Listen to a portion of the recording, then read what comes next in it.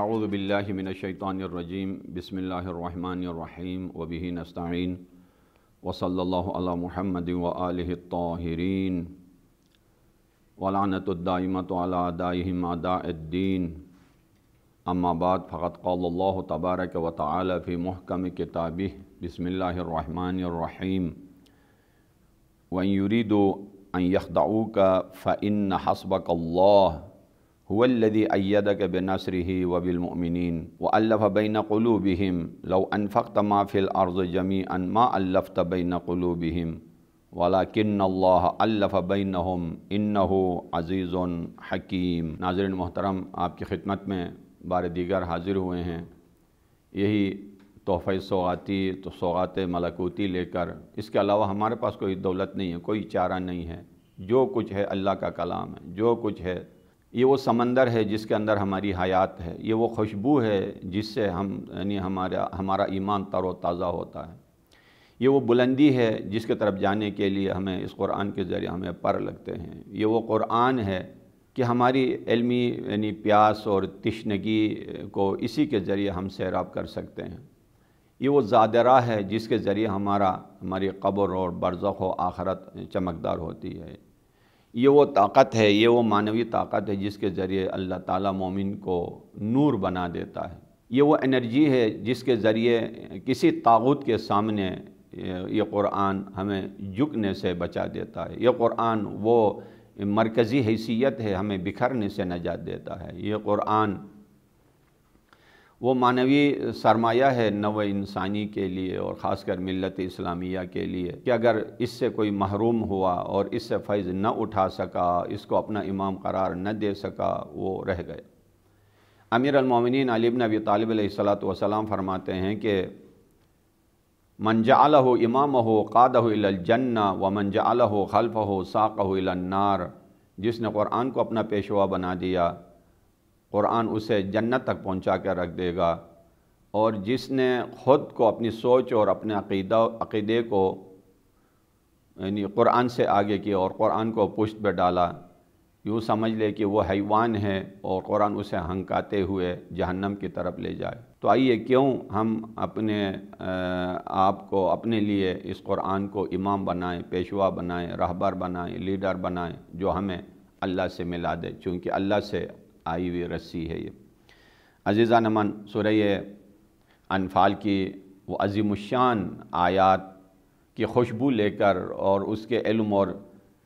حکمت کی نمی لے کر آپ کی خدمت میں ہم اپنے بساط کے مطابق حاضر ہوتے ہیں۔ تو آج کی گفتگو میں بھی بہت ہی انتہائی ایک پیغام کے ساتھ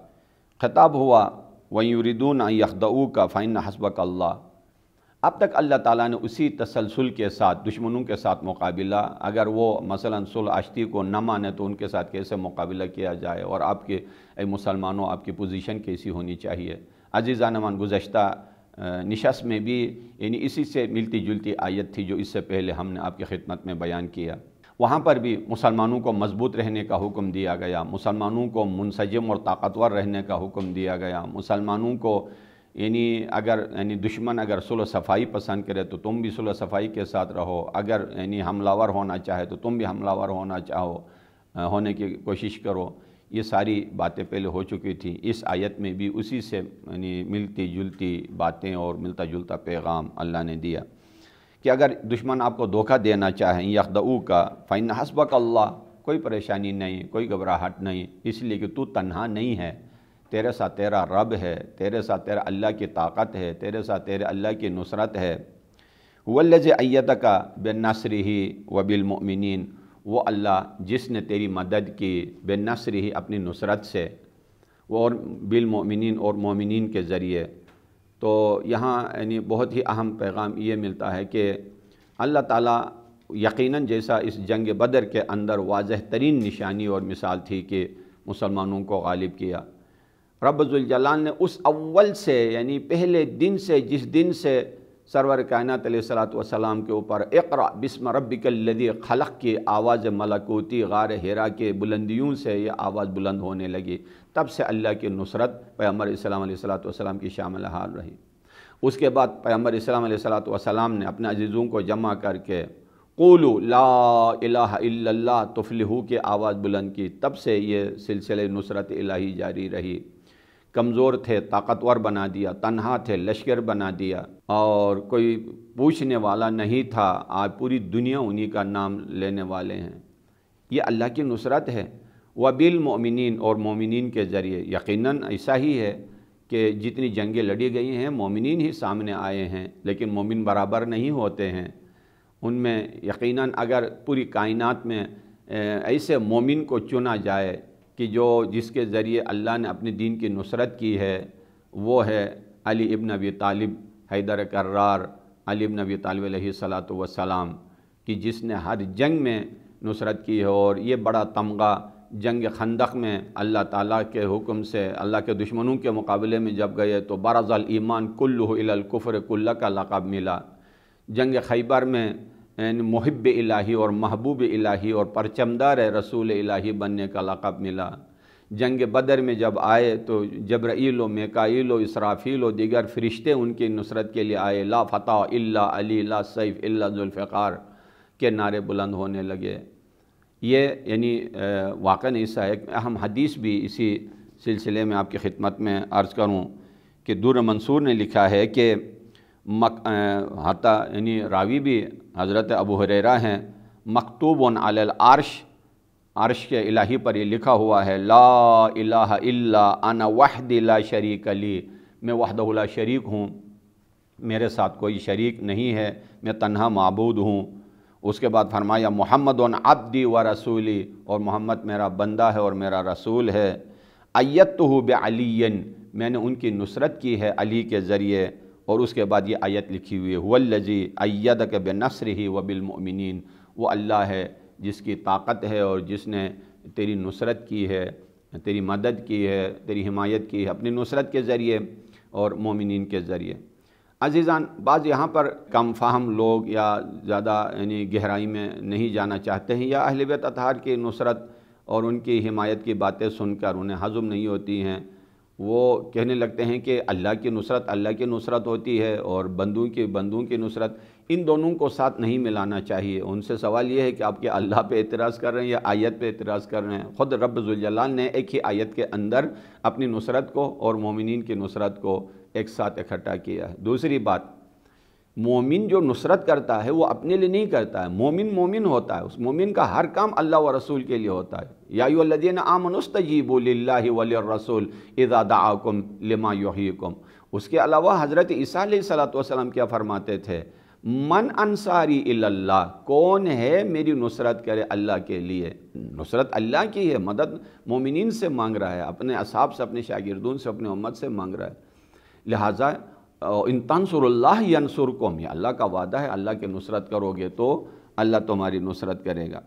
اس کے علاوہ یعنی اس کے مولا کائنات علیہ السلام کے اوپر کے لیے اس آیت کے ہونے پر بہت ساری ریفرنسز دیے ہوئے ہیں، یعنی تاریخ خطیب بغدادی کے حوالے سے بھی ہے، تاریخ دمشق کے حوالے سے بھی ہے، اور خصائص الوحی المبین والے نے بھی لکھا ہے، اور نیز حافظ ابو نعیم نے اپنی کتاب ما نزل من القرآن فی علی میں اس میں بھی تقریباً اس آیت کو اور بالمومنین سے مراد لیا ہے کہ علی ابن ابی طالب امیر المومنین علیہ السلام ہے۔ اس کے بعد آیت کا دوسرا حصہ آتا ہے وَأَلَّفَ بَيْنَ قُلُوبِهِمْ لَوْ أَنفَقْتَ مَا فِي الْأَرْضِ جَمِيعًا مَا أَلَّفْتَ بَيْنَ قُلُوبِهِمْ، اللہ تعالیٰ نے تیرے امت کے دلوں میں الفت پیدا کرا دی۔ اگر اللہ نہ چاہتا، اگر یہ اللہ کی عطا نہ ہوتی تو دنیا میں جو کچھ بھی چیز اگر آپ اس الفت کے لیے خرچ کر لیتے، پوری دنیا کی دولت کو اگر صرف کر لیتے، خرچ کر لیتے، دلوں کو نہیں جوڑ سکتے تھے۔ اس لیے کہ ظاہری طور پر انسان کے زبان میں ہم آہنگی ہو سکتی ہے، ایک آدمی نے ایک بات کی تو دوسرے نے بھی وہی بات کر لی، ایک دوسرے کے پہلوں میں بیٹھ سکتے ہیں، یہ بھی آسان ہے، ایک دوسرے کے یعنی ہم رنگ لباس پہن سکتے ہیں، گھر کے مکان دونوں ایک جیسے رنگ کے یعنی دونوں کے مکان ایک جیسے رنگ کے بن سکتے ہیں، لیکن دل انسان کے ہاتھ میں نہیں ہے، دل اللہ کا ہے، اللہ کا حرم ہے۔ اگر اللہ نہ جوڑنا چاہے تو بہت مشکل ہے، یہ اللہ کا کرم ہے کہ ہم نے دلوں کو جوڑا ہے۔ یہاں امت اسلامیہ کے لیے بھی یہی استعمال ہوا ہے، اور میاں بیوی کے لیے بھی جب رشتہ ازدواج میں منسلک ہوتے ہیں تو وہاں پر بھی یہی یعنی عطوفت الہی اور رحمت الہی کا اعلان ہوا ہے کہ وَأَلَّفَ بَيْنَ قُلُوبِهِمْ، اور دونوں کے دلوں میں اللہ نے الفت پیدا کرا دی۔ یہ الفت الہی کا یہ کرشمہ ہے۔ لو انفقت، اگر خرچ کر لیتا، ما فی الارض جمیعاً، پوری دنیا کی دولت، اس کائنات میں جو کچھ ہے سب اگر خرچ کر لیتا، ما الفت بین قلوبہم، ممکن نہیں تھا کہ تو یعنی ان کے دلوں میں رؤفت اور الفت، یعنی دلوں کو جوڑنا، یہ کرم ہے واقعا۔ دل ایک ہونا بہت مشکل ہے۔ یہ دل ایک نہ ہونے کی وجہ سے اتنے سارے اختلافات دین کے اندر، سیاست کے اندر، معاشرے کے اندر، گھریلو مسائل کے اندر آتی ہیں۔ بزرگان فرماتے ہیں کہ اگر اس وقت 100 لاکھ انبیاء ایک ہی پلیٹ فارم پہ اگر جمع ہو، ذرہ پر ان میں اختلاف نہیں ہوگا، اس لیے کہ سب کی سوچ ایک اللہ کے لیے، سب کی صلح ایک اللہ کے لیے، سب کا قدم ایک اللہ کے لیے، سب کی گفتگو ایک اللہ کے لیے، سب کے سجدے ایک اللہ کے لیے، سب کا جینا و مرنا، ان صلاتی و نسکی و محیایا و مماتی للہ رب العالمین، سب کا نعرہ ایک اللہ کے لیے ہو، تو ممکن نہیں ہے اختلاف ہو جائے۔ امام زمان عجل اللہ تعالیٰ فرجہ الشریف، حجت خدا یوسف الزہرا علیہ السلام کے لشکر میں، اور خاص کر وہ جو 313 برجستہ ترین افراد ہوں گے، بالا ترین افراد، ان کے یعنی شکلیں ایک جیسی، زبانیں ایک جیسی، دل ایک جیسا، گفتگو ایک جیسی، یوں لگے گا جیسے ایک ماں سے پیدا ہوئے، ایک باپ سے پیدا ہوئے۔ اس کو کہتے ہیں ہم دلی۔ یہ اللہ کی عطا ہے، یہ عنایت ہے، رب ذوالجلال فرماتے ہیں ہم نے یہ کام کیا ہے۔ اور یہ پیغمبر اسلام علیہ السلام کے اوپر اللہ کا ایک عظیم عطیہ تھا جو اللہ نے عطا کیا۔ اور اس کے بعد والی آیت میں فرماتے ہیں یا ایھا النبی حسبک اللہ ومن اتبعک من المؤمنین، بہت پیاری آیت ہے، یہ بھی اسی آیت سے ملتی جلتی ہے۔ دشمن جتنے بھی ہوں، دشمن اپنے طاقت پہ جتنے بھی اتراتے کتراتے ہوں، دشمن جتنے بھی کثرت میں زیادہ ہوں، تیرے ساتھ تیرا خدا ہے۔ خدا کی طاقت سے بڑھ کے کسی کی طاقت نہیں، خدا کی نصرت سے بڑھ کر کوئی نصرت نہیں۔ فَإِنِّي قریب، اللہ کا وعدہ ہے کہ میں قریب ہوں۔ اور حضرت موسیٰ علیہ السلام مشکل ترین منزل میں بھی فرماتے تھے کہ جیسا اپنے بنی اسرائیل کو لے کے جب دریا کے کنارے گئے اور آگے پانی کا سمندر ہے، پیچھے فرعونیوں کا لشکر ہے، اس حال میں چیخ و پکار کی آواز بلند ہو گئی، فرمایا کلا، ایسا نہیں ہو سکتا ہے، ان معی ربی سیہدین، میرے ساتھ میرا خدا ہے، میرے ساتھ میرا خدا ہے۔ راستہ کھل گیا، اللہ نے راستہ کھول دیا،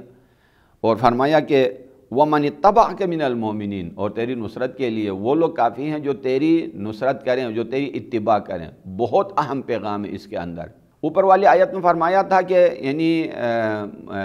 اللہ نے نصرت کی ہے، تائید کی ہے بِنَصْرِهِ وَبِالْمُؤْمِنِينَ، لیکن ادھر فرماتے ہیں ہر مومن بھی نہیں، اتبعک، جو تیری اتباع کرے، اتباع کا حق جو ادا کر سکتا ہے وہی منیت کے مقام پہ فائز ہوتا ہے۔ پیغمبر اسلام علیہ السلام نے امیر المومنین سے فرمایا انت منی وانا منک، سید الشہداء علیہ السلام کے بارے میں فرمایا حسین منی وانا من حسین۔ یہ منیت، یہ یعنی مثلا بھائی چارگی والی منیت یا نواسا اور نانا والی یعنی رشتہ داری نہیں تھی، بلکہ اس مشکل کو قرآن نے حل کیا ہے کہ یہ منیت کا مقام کیا ہوتا ہے۔ حضرت ابراہیم خلیل علیہ السلام نے فرمایا من تبعنی انہ منی، جو میری اتباع کرے گا وہ میرا ہوگا۔ تو یہاں پر فرمایا کہ ان مومنین کے ذریعے ہم تیری نصرت کریں گے جو تیری اتباع کریں گے۔ تو میدان احد میں پیغمبر اسلام علیہ السلام سرانے پہ آئے، امیر المومنین کے حالت کو دیکھ کر رونے لگے، مولا کے یعنی زخموں کی حالت کو دیکھ کر مولا نے فرمایا یا رسول اللہ اس حال میں بھی اگر پیغمبر اسلام نے فرمایا اب دشمن حملہ ور ہونا چاہتا ہے یا علی کیا کریں؟ فرمایا اس حال میں بھی یا رسول اللہ میں تیرے اوپر خود کو قربان کرنے کے لیے تیار ہوں، اگر کوئی مجھے سہارا دے کے آگے چلا دیں آخری دم تک تیرے قدم پر قربان ہونے کے لیے تیار ہوں۔ یہ ہے اتباع، یہ ہے اطاعت، اور اسی کے ذریعے اللہ تعالیٰ نے اپنے رسول کی حمایت کی۔ اور اس کے بعد اگلی آیت تلاوت کرنے جا رہا ہوں، آیت نمبر 65 کے اندر فرمایا یا ایھا النبی حرض المؤمنین علی القتال ان یکن منکم 20 صابرون یغلبوا 200، کہ مومنین کو یعنی وادار کرو، اکساؤ، ترغیب دو، جنگ کے لیے حاضر ہو جائیں۔ یعنی گھر میں رہنا نہیں ہے، یہ بہانے بعض یعنی صحابہ اکرام کر لیتے تھے، یا رسول اللہ موسم بہت گرم ہے، یا رسول اللہ گھر میں بچے تنہا، یا رسول اللہ بیماری ہے وغیرہ، اللہ پھر ان کے راز کو فاش کرتے تھے۔ نہیں، جنگ کے لیے، چونکہ پہلے یہ آیتیں پہلے گزر گئی ہیں، عسیٰ ان تحبوا شیئا وہو کرہ لکم وعسیٰ ان تکرہوا شیئا وہو یعنی خیر لکم، بہت ساری چیزیں ایسی ہوتی ہیں جو آپ اپنے لیے اچھا سمجھتے ہیں اور اللہ کی نظر میں اچھی نہیں ہوتی ہیں، جو اپنے لیے برا سمجھتے ہیں اللہ کی نظر میں اس میں حکمت اور مصلحت ہوتی ہے۔ یہاں پر بھی اصل اللہ چاہتا لیحق الحق ویقطع دابر الکافرین، یعنی حق کو واضح کرے اور یعنی کافرین کو جڑ سے، کفر کی جڑ سے اکھاڑ دے۔ اس کے لیے فرمایا کہ مومنین کو ترغیب دیجئے، ان یکم منکم 20 صابرون یغلبوا 200، اگر تم میں سے 20 ثابت قدم ہو تو 200 پر غالب آئیں گے۔ لا حول ولا قوت، کیا بات ہے، کتنا میٹھا ہے یہ پیغام، یہ وعدہ، یہ شیرینی، یہ مٹھاس۔ تم میں سے اگر 20 صابر ہوں، صابر ثابت قدم رہنے والے ہوں 200 بے صبروں پر، اس لیے کہ یہاں اسلحے کا مقابلہ نہیں ہے، تلوار سے تلوار نہیں ٹکرا رہا ہے، یہاں پہلوان پہلوان سے نہیں ٹکرا رہا ہے، یا گھوڑا گھوڑے سے نہیں، توپ سے، بم سے نہیں، دل سے ٹکراتا ہے۔ کہاں شیطان کا دل اور کہاں رحمان والا دل، یعنی جس طرح شیطان فوراً فرار کرتا ہے اس طرح شیطان والے بھی فرار کرتے ہیں، اور جس طرح رحمان کی حقیقت ثابت قدم ہے اسی طرح جس دل کے اندر اللہ کی محبت اور اللہ کا عشق ہو وہ بھی ثابت قدم ہے، اور اس نعرے کے ساتھ لڑتے ہیں، اپنا لہو گرے بھی تو اونچا علم رہے، مرد خدا وہی ہے جو ثابت قدم رہے، اس نعرے کے ساتھ۔ اور فرمایا کہ وَيَكُن مِّنكُم مِّئَةٌ يَغْلِبُوا أَلْفًا مِّنَ الَّذِينَ كَفَرُوا، اگر تم میں سے وَيَكُن مِّنكُم مِّئَةٌ، اگر تم میں سے 100 ہوں تو ان میں سے 1000 کا تم مقابلہ کر سکتے ہو، یعنی آپ کیلکولیٹ کریں، ایک مرد مجاہد اور ادھر سے 10 سپاہی کافروں کے اگر ہو جائیں تب بھی مرد مومن لڑ سکتا ہے، اس لیے کہ مرد مومن کے سامنے یہ جان، یہ فتح مندی، یہ یعنی مال غنیمات، یہ جیت، یہ کچھ نہیں ہے، یہ رضا الہی، جام شہادت، بقا، یعنی مرنے کے بعد بھی زندہ رہنا، جیسا کہ عزت کی زندگی کا نمونہ حسین، اس راہ پہ چلنا۔ یہاں موت نہیں ہے، یہاں زندگی کا آغاز ہوتا ہے۔ دنیا سمجھ رہی ہے کہ میت کفن میں ہے، آغاز زندگی ہے نئے پیرہن میں ہے۔ یکم منکم مئۃ، اگر 100 ہوں تو یغلب الفاً، کافروں پر، 1000 کافروں پر، من الذین کفروا، کافروں پر غالب آؤ گے، بانہم قوم لا یفقہون، اس لیے کہ وہ سمجھتے نہیں ہیں، وہ خود کو سنبھال نہیں سکتے ہیں کہ یہ یعنی اس دنیا کے پیچھے کیا ہے، مریں تو یعنی کیا ہوگا، اس دنیا سے لے کے کیا جانا ہے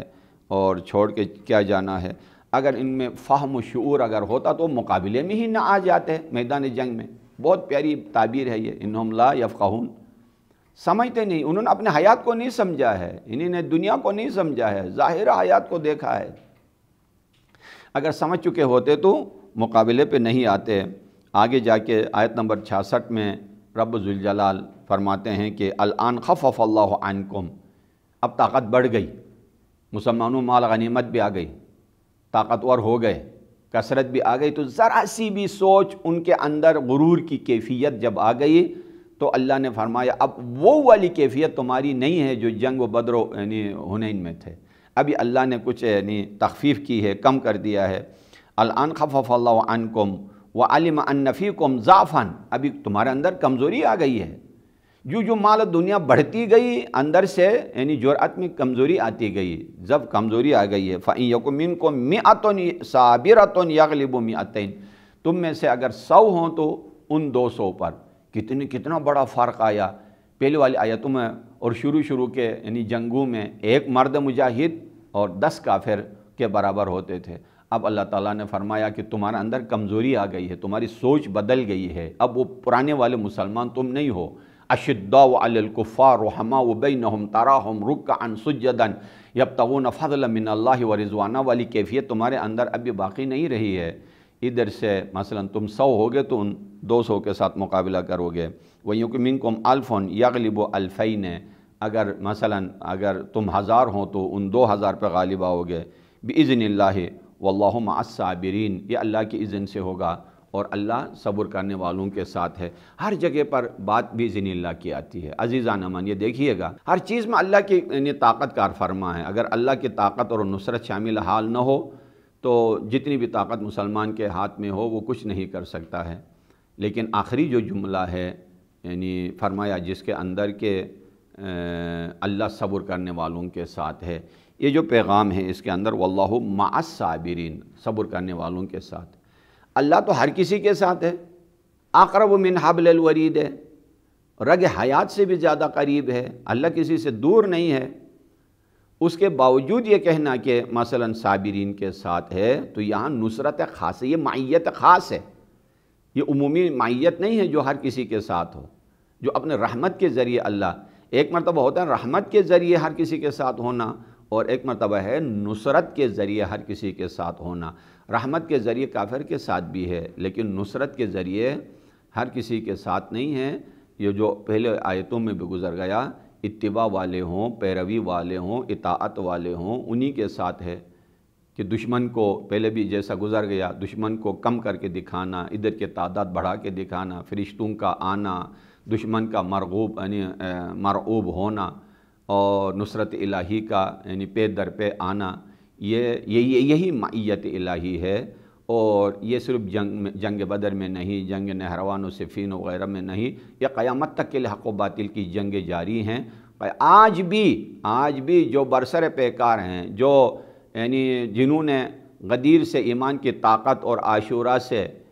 عزت کی زندگی کی ڈگری اور روشن مستقبل انتظار ظہور امام علیہ السلام سے خوشبو یہ انتظار جن کے اندر ہو اور پوری دنیا ایک طرف ہو، تب بھی اس مختصر سے گروہ کے ساتھ اللہ کی معیت ہے، اور آپ خود اپنے آنکھوں سے دیکھ رہے ہیں۔ اور یہ جب زمانہ بدل جائے گا ہوتے ہوتے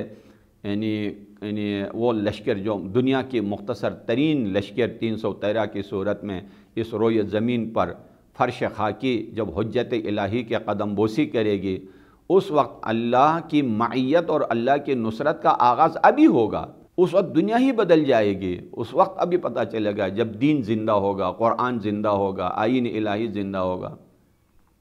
میرا عزیزو، اس مہینے میں ہم نے آپ کی خدمت میں یہ مطالب یہ پیش کیا، اور جتنا ہم نے قرآن کے اہمیت کے اوپر زور دیا، اتنا ہی اہل بیت اطہار علیہ السلام کی عظمت اور اہمیت کو سمجھ لیجئے گا۔ جیسے پیغمبر اسلام علیہ السلام نے فرمایا کہ میں تمہارے درمیان 2 گرام بہا چیزیں چھوڑ کے جا رہا ہوں، ایک اللہ کی کتاب اور میری اطرت، اور اللہ کی نصرت بھی انہی کے ساتھ ہے، اللہ کی حمایت بھی انہی کے ساتھ، جو ان کے ساتھ ہوں گے اللہ بھی انہی کے ساتھ ہے۔